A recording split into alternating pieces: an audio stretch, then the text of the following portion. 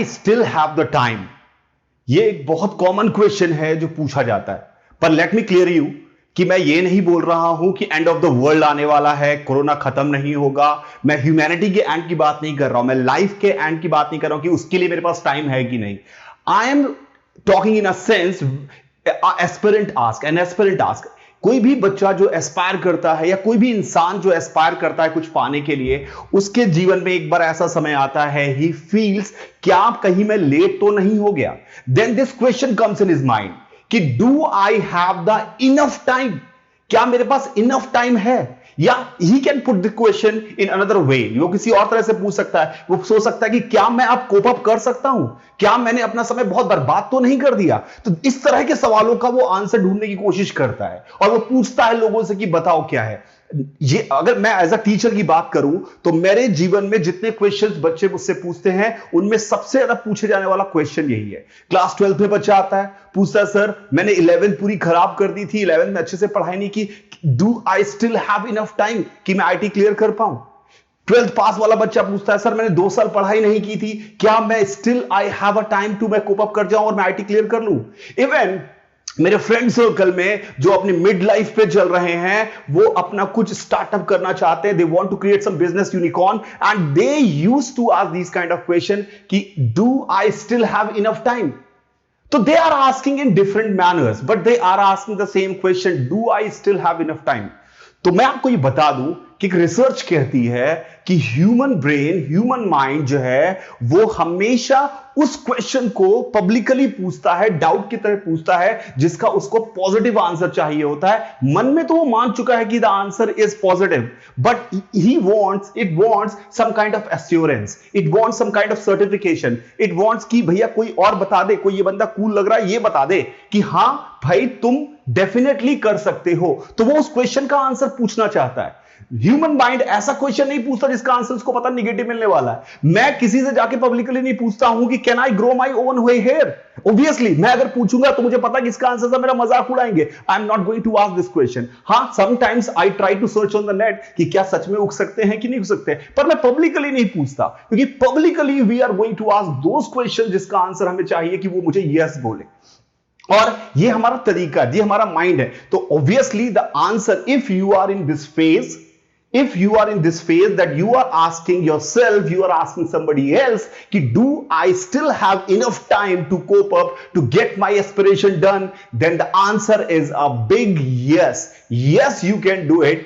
Believe me, जैसे अगर हिंदी में बात की जाए तो कहा जाता है जब जागो तभी सवेरा, या फिर अंग्रेजी में इसी बात को बोलेंगे you are never late for something. आप कभी लेट नहीं है। तो ऑब्वियसली आपके पास टाइम है, आप चाहें तो आप कर सकते हैं। लेकिन at the same time when this question comes in your mind and somebody give you answer कि भैया you have time, you can do it, तो हमारा दिमाग जो है ना वो लथार्जिक भी है, वो उसको सबसे आलस पसंद है। उसको लगता है कि भैया ये क्या कह रहा है कि you are never late, जब जागो तभी सवेरा। तो वो कहता थोड़ी देर और सो लेते हैं, थोड़ी देर और बाद स्टार्ट करेंगे क्योंकि ये तो कह रहा है कि यू आर नेवर लेट, तो we can start it later. हम ये थोड़े समय बाद स्टार्ट भी करेंगे तो भी हमारा काम चल जाएगा। ये थोड़ा कंफ्यूजन है। एक बार दिमाग कह रहा है कि अपने आप को कन्विंस कर रहा है कि तुम कर सकते हो, और दूसरी तरफ दिमाग कह रहा है कि नहीं तुम ये नहीं कर सकते हो। तो क्या प्रॉब्लम है? तो let me put you in a better way. होता क्या है, this is what I have thought of और I have researched on that, कि हमारे दिमाग जो है it has two part of the mind. There are two part of mind. Number one, this guy, his name is gravitophile. We call it GP. Gravitophile is a cool guy. He has a sense of humor. He is total lively. He is total natural. वो पूरी तरह से natural बंदा है। उसको लगता है कि भैया आराम से जीवन चलो, वो एकदम कूल रहता है, उसको कोई फर्क नहीं पड़ता कि क्या चल रहा है, मुझे कुछ नहीं करना है। उसके पिताजी उसको आके, मेरे पिताजी समझाएंगे कि बेटा देखो, उनका बेटा देखो वहां पे बन चुका है, वो क्या कर रहा है, तुम देखो तुम क्या कर रहे हो, उसको देखो, तुम्हारे साथ में जो जॉब करता था आज उसके पास इतने पैसे हैं, तुम्हारे पास क्या है। वो कहता है ठीक है यार, हैं तो हैं, मैं क्या करूं, कोई फर्क नहीं पड़ता, कूल बंदा है भैया, चिल मारता है, उसको कोई फर्क नहीं पड़ता। And he has a sense of humour. इसका नाम ग्रेविटोफाइल क्यों है? ग्रेविटोफाइल ये है क्योंकि जैसे एक बॉल है, एक बॉल मैंने यहां पकड़ी और मैंने उसको अगर कहा कि नीचे गिरना है तो उसके लिए मुझे एफर्ट नहीं मारना पड़ेगा, बस छोड़ दिया नीचे गिर गई। तो ये एफर्टलेस बंदा है, इसको कोई एफर्ट नहीं मारना है, चिल रहता है, एकदम कूल रहता है, एकदम एकदम ऐसा उसने सोच रखा है कि ठीक है जो हो रहा है, नेचुरल बंदा है, ग्रेविटोफाइल। तो ग्रेविटोफाइल बंदा है। और ये है दूसरा बंदा, this guy is suited booted, ready to act, it is anti gravitophile, we call it AGP. So this is GP, this is AGP. They used to fight. AGP has to do something in his life. उसको कुछ करना है। AGP चाहता है कि यार मैं कुछ करके दिखाऊं भाई, मैं इस जीवन में ऐसे थोड़ी चलूंगा। वो AGP का फंडा है लाइफ का, मेहनत करना चाहता है। वो कहता है कि काल करे सो आज कर, आज करे सो अब, पल में प्रलय होगी, बहुरी करेगा कब। तो वो आता है, चलता हुआ आता है और जवाब देता है, आज करे सो काल कर, काल करे सो परसों, इतनी जल्दी क्या है जब जीना है बरसों। तो ये दोनों अपने आपस में लड़ाई करते रहते हैं। डेफिनेटली वो मोर नेचुरल है, वो ज्यादा है आलस करो, कुछ करने की क्या जरूरत है, सब आराम से पड़ा है, कुछ भी नहीं है, वो जीतता है। लेकिन if you really want to excel in your life, आपको इसको फीड कराना पड़ेगा, इसको सप्रेस करना पड़ेगा। इसको थोड़ा सप्रेस करेंगे, इसको फीड कराएंगे, then definitely you are going to get it. तो हमें इसको फीड कराना है, इसको सप्रेस करना है। उसके लिए क्या करना चाहिए? उसके लिए क्या करना चाहिए? तो मेरे बच्चों, उसके लिए मेरे बच्चों, sorry if you are not मेरा बच्चों type, then also because I am a teacher ना, तो मेरे मुंह से हमेशा निकलता रहता है मेरे बच्चों।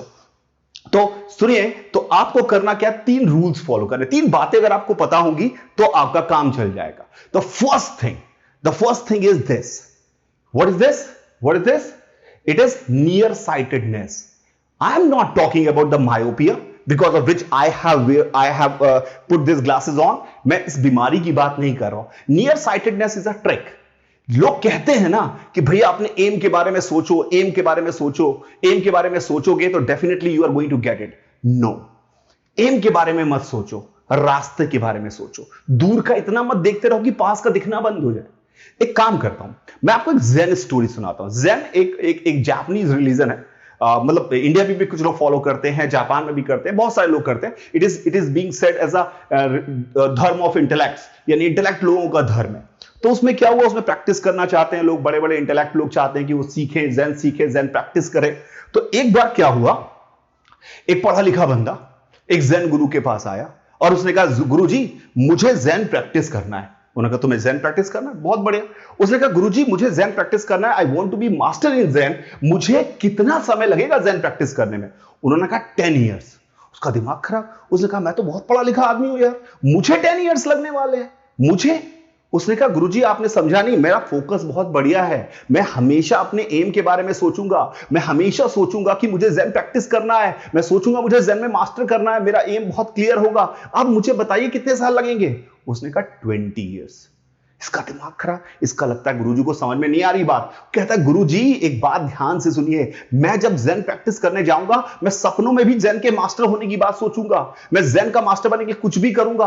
अब मुझे बताइए कितने समय लगेगा? उसने कहा 30 इयर्स। उसका दिमाग खराब, उसने कहा क्या आदमी है यार, ये क्या आदमी है, ये मुझे कह रहा है कि मुझे ज़ेन प्रैक्टिस करने में इतनी बात कह रहा हूं, फिर भी कह रहा 30 इयर्स लगेंगे। तो गुरुजी ने कहा, ये कैसे बोल रहे हैं आप? तो गुरुजी ने एक बहुत सिंपल सी बात बोली। उन्होंने बोला कि if your one eye at your aim, if your one eye is at your aim, then only one eye at your path. If your one eye is at your path, then you cannot walk fast. आप slow होते जाएंगे। तो जितना ज्यादा आप M के बारे में सोचते रहेंगे, उतना ज्यादा पाथ पे कमजोर होंगे। आपको लगता है कि मुझे बिजनेस यूनिकॉर्न खड़ा करना है, आप उसके बारे में सोच रहे हैं यूनिकॉर्न खड़ा करने की। आप ये नहीं सोच रहे हैं कि अभी क्या करना है, अभी क्या करना है, what is the first step, how to proceed. आप सिर्फ उसके बारे में सोच रहे हैं।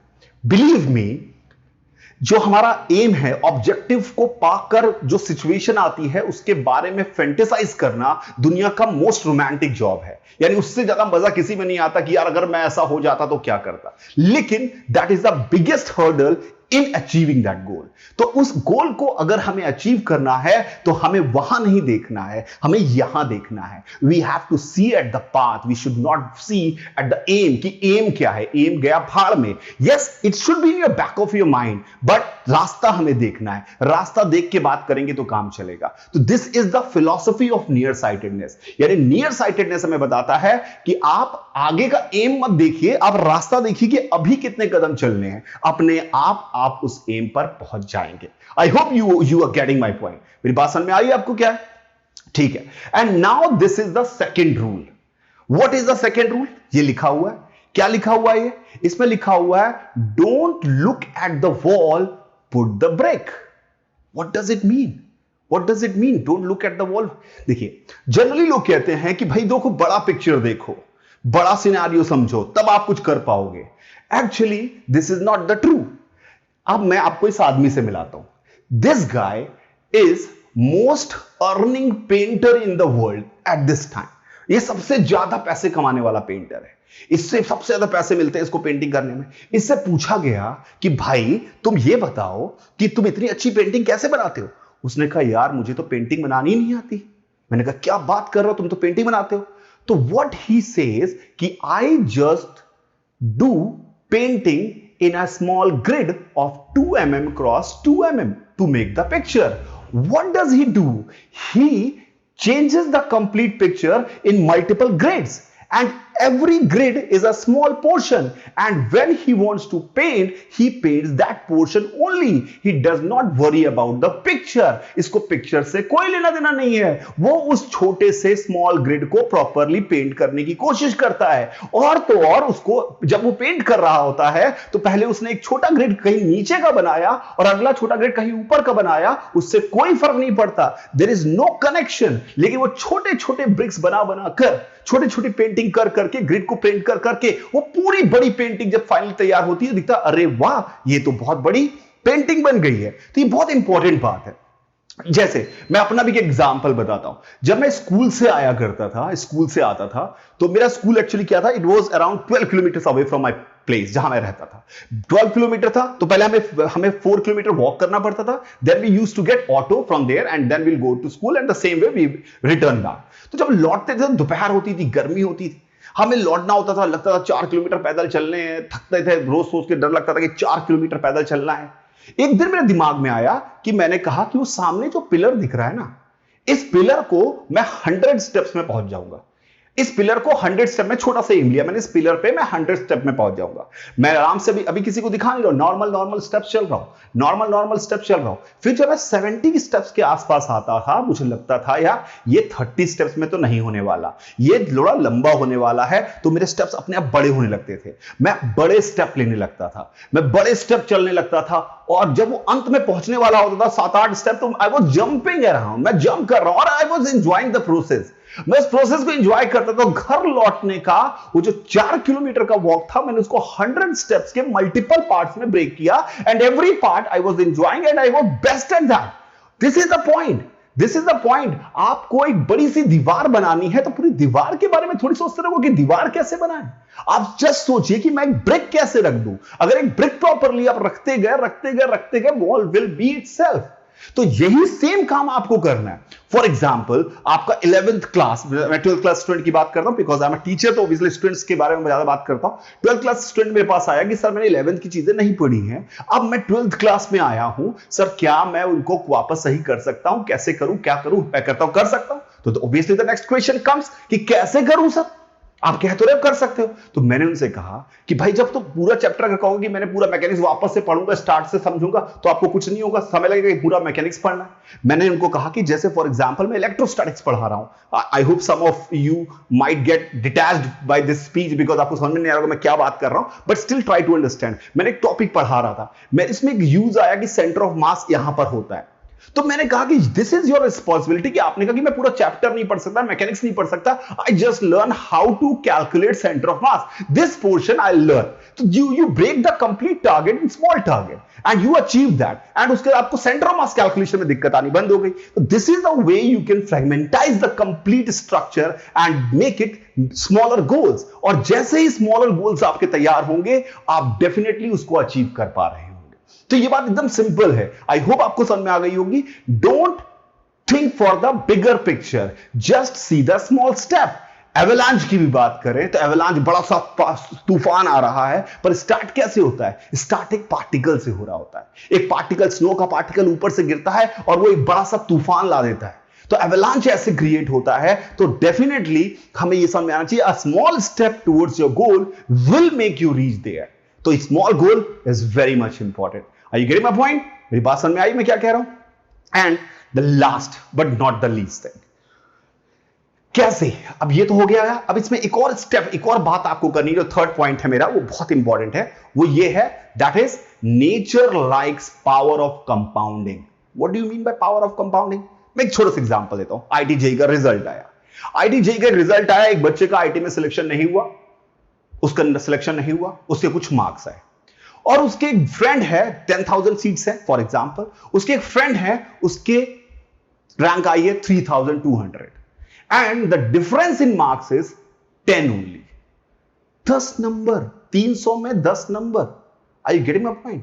300 में 10 नंबर यानी 3% ऑलमोस्ट। 3% का डिफरेंस होने से उसमें ये 3,000 रैंक पे बैठा हुआ है और वो सिलेक्ट नहीं हो रहा है। यानी यह छोटा सा change can give you a bigger picture. Power of compounding, nature likes it, nature likes it. Suppose you are at 1, if you understand mathematics, you are at 1, if you are at 1 and remain at 1, और 1 की power जितनी भी करते जाओ वो 1 का 1 ही रहेगा। लेकिन अगर आपने अपने 1 को किसी भी तरह से करके 1.01 बना दिया, and you see on the calculator, if you make it the power 1.01 to the power 100, then what this number will come? And it works other way around also. How? Because if you made this 1.99 and just see what happens if you make it 0.99 to the power 100, कितना आता है? तो ये small change की जरूरत है। तो आप अपने एम बनाइए कि मैं एक स्मॉल चेंज लाना चाहता हूं, मैं एक छोटा सा चेंज की कोशिश करूंगा। मैं ये गारंटी में, आप बड़े एम मत बनाइए। क्या होता है कि आपको लगता है कि यार मुझे कुछ करना है, तो आप एक पूरा टाइम टेबल बनाते हैं, बड़ा एम कि मैं ये करके रहूंगा, ये मेरा टारगेट है, ऐसे अचीव करूंगा, ये करूंगा, वो करूंगा। नहीं, आप एक स्मॉल एम बनाइए। आज मैं इस पर्टिकुलर चीज का, इस टेक्नोलॉजी को सीखना चाहता हूं, आज मैं इसका सिर्फ इतना पार्ट सीखूंगा। जैसे फॉर एग्जांपल जावा सीखना चाहता हूं एग्जांपल, तो आपने कहा कि आज मैं सिर्फ एक पहला छोटा प्रोग्राम बनाऊंगा जिसमें वो मेरे एंटर करने पे hello Neelmani how are you इतना बोल दे। This is what you want to do, this is what you have to do.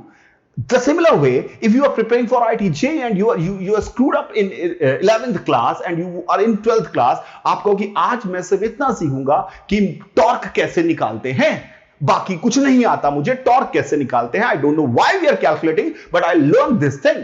If you are trying to think about कि मुझे एक बिजनेस बड़ा खड़ा करना है, स्टार्टअप बनाना है, तो डोंट थिंक कि भैया स्टार्टअप करना है। आप पहले बेसिक स्ट्रक्चर देखिए कि मुझे पहला स्टेप क्या करना है, पहला स्टेप क्या लेना है, how to make my pitch deck. For example, if I want to go for कि मैं किसी से फंडिंग लेके आ जाऊं, तो पिच डेक कैसे बनाते हैं उसके बारे में बात कर लेते हैं ना। उस पर थोड़ा करिए कि मैं अगले 15 दिन में ये करके रहूंगा। छोटे टारगेट्स से ही बड़ा बना जा सकता है। तो ये 3 बातें अगर आपने याद रख ली और इसको फॉलो किया, जैसा मैंने आपसे कहा है, nobody can stop you to be a successful man. So what you have to do, you have to suppress this GP who is chill guy. You have to escalate, you have to elevate this another guy whose name is AGP, anti-gravitophile, यानी उसको तैयार रहना है, stud रहना है कि भैया मुझे काम करना ही करना है। आयु प्लीज, अभी मैंने जितना बोला, हो सकता है कि थोड़ा बहुत इससे आपको इंस्पिरेशन आई हो, but believe me your GP will say after 2 hours, अबे ठीक है यार, कुछ नहीं होता, चलता है। ऐसे तो बहुत लोग बोलते रहते हैं, अच्छा मोटिवेट किया, बहुत मजा आया, पर मजा नहीं आ रहा, क्या करूं, ठीक है, but you have to practice it. देखिए, बिना प्रैक्टिस के कुछ होने वाला नहीं है। तो please promise me, whoever you are, that you are going to suppress GP day by day, and you are going to elevate this AGP day by day to get success in your life. I hope you are going to do it. Bye रहेगा।